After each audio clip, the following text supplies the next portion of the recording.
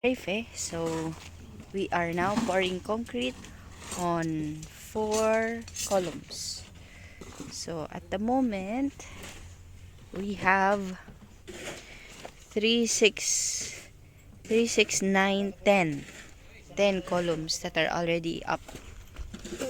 Let's just check. Yan. 3 columns are up.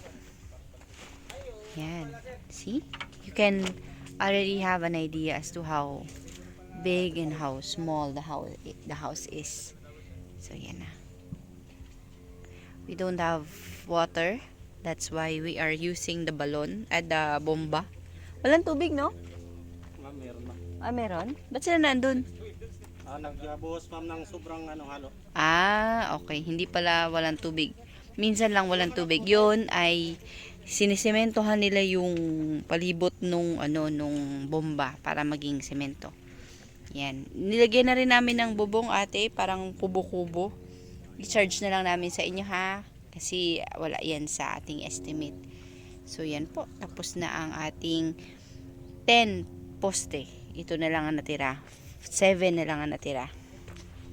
Kung makita nyo po, ito na lang yung matitira. After that, they will start work on the runners. The runners, those are the boards where the beam will be placed. So they'll work on the roof beam. And then once we're done with the roof beam, actually for the concrete pouring of the roof beam, we will ask our 2 teams from the city. We have 2 teams from the city as reinforcement. We'll ask them to come here again pour concrete because we always just pour a monolithic concrete pour whenever it's a slab or it's, for example, it's a tie beam or roof beam. It has to be a monolithic concrete pour, meaning to say you pour in one day, continuous. So you can take breaks, but you don't let the concrete dry, otherwise there will be a cold joint. So what we do is we get people here, so as many people as we can, so that we can accomplish it in one day. It's very hot, that's why the team is using trapal, because it's very very hot here right now. Yan. So we have trapal all over. Yan. So they can continue working.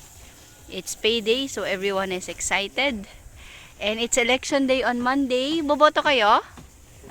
Yan. So they will be voting on Monday, and after voting they'll come here. Yan. Okay? So that's our update for now.